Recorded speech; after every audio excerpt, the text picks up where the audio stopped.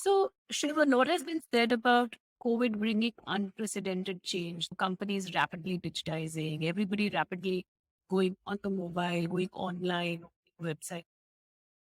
But tell us, post COVID, what impact would digital have on the organization, on the company, on the employee, on the individual? Yeah, I think that's a very good question, Vani. Thank you for that. The first thing you see, what's happened after COVID? The fundamental shift after COVID is that you can work from anywhere, you can work from home, whatever it is. So everybody's got into a hybrid mode. That's the first difference compared to pre-COVID. Okay. Now, as a result of that, policies need to change. So I think the first thing a company needs to do is what I call fearless flexibility. We always thought if we give Vani work from home, she will misuse it. You have to stop thinking like that. Okay. You have to be fearlessly flexible to say, I will give it to her. Let me give you a real life example. In one of the teams I lead in AVG, the strategy team, in the strategy team, we've given all the people the choice to work from anywhere they want, at any time they want, as long as they put in 45 hours a week. That's all we've specified. 45 hours a week. So one girl, Komal, she wrote to everybody in the team, I'm going to come to work only on Monday and Friday. So if you want to meet me, I'm available on Monday, Friday. Other times you can pick up the phone and call me. I'm going to work from home the other days. On the other hand, Shruti said, I get energy by meeting people. So I'm going to come to office and work. Now they started doing that. When they realized that going back, they were traveling 1.5 hours up way and down. When they realized that, they said, maybe we'll leave at 3 o'clock. We'll come at 9 o'clock. We'll leave at 3 o'clock. So you have to give them fearless flexibility is what I would say. Every company. If you put conditions and sub-conditions, nobody will stay with you. Okay, that's one. Second is, I think the danger of a work from home environment is in the employee's mind. Will there be an inner circle? Will there be an outer ring? Will the inner circle be of people who are coming to office and meeting the boss and saying yes sir, no sir to the boss, he or she? And the outer ring is people who are working from home who do not have the same access. That is something that they are seriously worried about. So from an organization point of view, how do you coach your managers to be fair in appraisal? Which means you have to judge people for the effort they are putting in, not for the presence. How do you validate effort, not presence, and then link it to the outcomes that people are really thinking about?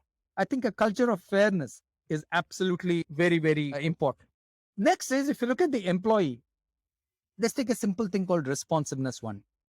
If you are in the office and I sent you an email and I saw you in the office and you didn't respond to it for 12 hours, I'd be fine.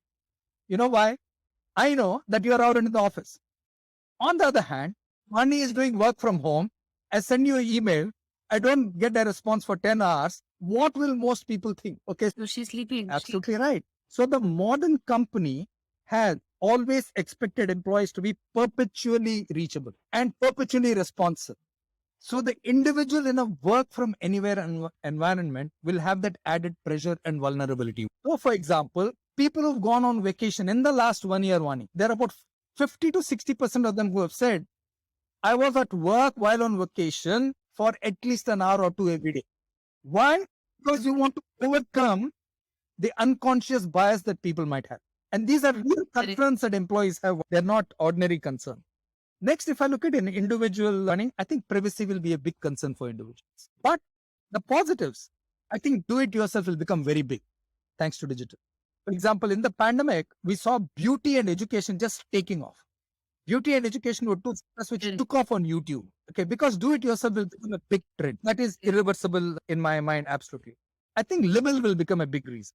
People will start charging each other, okay, and saying, I'll take you to court because you said this about me. Okay, I think that will become a big one. Influencers. You look at the influencer market. It's a $16 billion market.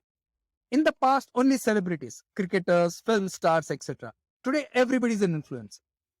I think every celebrity, every influencer needs to judge what is right content, what is content which will score with the audience, what is content which will not score with the audience. So today you have millions of influencers. So brands use all type of influencers today. So the only way a celebrity will command any premium is if his following keeps growing.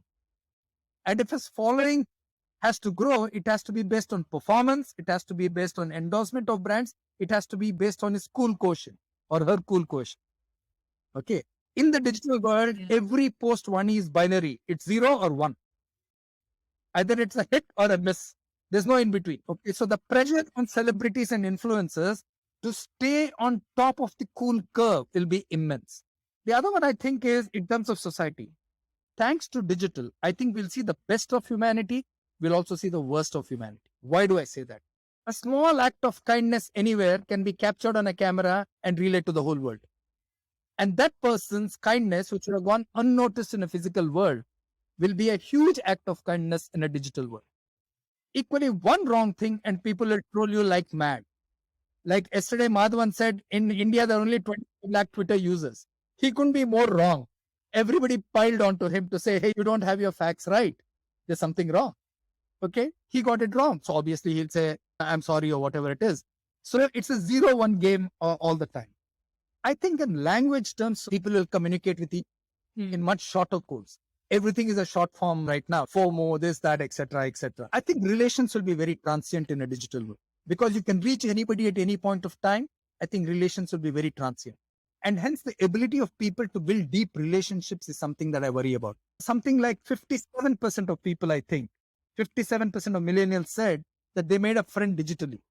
Now, in the old world, you made a friend when you went to school, when you went to college, you went around the park playing in your neighborhood, etc. Okay, you got to know them, you got to understand them, etc. Today, you're making friends digitally. How deep will that relation be? I don't know. Absolutely don't know. Okay, that's what I would say. These are some of the things that I personally believe we will see in companies, in individuals, and in society. I think digital is such a huge subject in itself. For example, does digital really help or does it hinder communication? Communication is not just about what's said. Does shorthand help or hinder communication? It's made people very impatient. For example, I think it started with the BlackBerry Messenger and now with WhatsApp. The moment somebody sends a message, they want to see the tick. Okay. And parents and kids are the best example. I have a number of young kids working for me in my team. And they say their parents send them the message. And if they don't respond in 5-10 minutes, they'll call them saying, look, I sent you a message. Why didn't you see it? Okay, fantastic. Now, this is a strange question to ask, but I'll ask you anyways. Are there cohorts in the society that need to be protected? I think so. I think that's a very good question again. I think kids need to be protected, Vani. Definitely. I think differently abled people, etc., need to be protected. I think anybody who deserves the respect of protection needs to. Because in a digital world, people can be very, what shall I say, very uncivilized in some of the comments they make, okay, and passing judgment. And I think we owe it to do that. For example, if there is a celebrity couple and this happened to Virat Kohli and his wife, okay, why should their kids' pictures be plastered all over? Don't they deserve some degree of privacy? So I think we need to think about a world where we protect people who deserve to be protected and who need protection and who don't have a voice. And I think that will be an important part of growing up in a digital ecosystem, whether it's for brand or for journalists or for photographers or whoever it is. I think that's very important. Yeah, I think for that, Shiv, the fundamental moral and ethical fiber of the society will have to change. The problem is we don't think that, I mean, as Indians in particular, we're just generally very intrusive. We think it's our business to ask, oh, are you not married? Oh, have you not been able to find anyone? Or is that a problem? How come you haven't had a child yet? And these are questions that come to you, random stranger. You haven't known this person for 60 seconds. And you could have these questions. So this is just a problem. You're absolutely right. As I said, there's a thin line and a lot of it depends on, do people have the digital etiquette or whatever you want to call it one? Do they have it? I would tend to agree with you that maybe most people don't display it on a daily basis. They might display it on a sporadic basis, but not on a daily. Yeah. And we did touch upon this, Shiv, but I'll ask you again, nevertheless. Are there implications on the individual or how will digital change for individual? What will digital change? I think, see, I said we need to protect young people and tweens, etc. Across the world, one of the trends we are seeing is that tweens are under enormous pressure to look good, to look cool, to post the right thing, etc. And that expectation is horrifying for them. They don't want to bear the cross of that expectation. The social media world has tried to show everything as a perfect world. You look at everybody is posting success after success. Everybody's showing reward after reward, cup Correct. after cup, etc. And even if you look at the description of each person, everybody is a mentor, everybody is a coach, everybody is a high flyer, etc. So this whole world Yeah. is placing an Yeah. unnecessary emphasis on a very strange way of success and strange way of evaluating what somebody should be. There are very few people talking of failures, and even if they talk about it, it's sporadic. So I think everybody wants to look good on a daily basis. And I think that's a real challenge for me in the social media world. Absolutely. In fact, I'm a great believer in this. I think social media, since you talked about teenagers in particular, it's a subject that must be taught in school. Yeah. Because I have a teenager boy at home, and I feel that it deserves guidance. It requires conscious guidance because there's so much pressure that's created via social media. It also creates changes in behavior, changes in one's fundamental thinking. I feel kids are a lot more distracted these days just because of the amount of media that we have constantly access to, whether it's Discord, checking Discord messages or checking the number of likes. You mentioned your whole self-worth depends on how many likes have I got on this. Absolutely right. So I think we have noticed globally in terms of checks, Vani, that the tweens are under enormous pressure to look good, to tweet right, to use the right language, to dress well, etc. Life is not a beauty parade. Life is meant to be lived. Every day cannot be a beauty parade for everyone. So I think you're absolutely right. I would agree with that.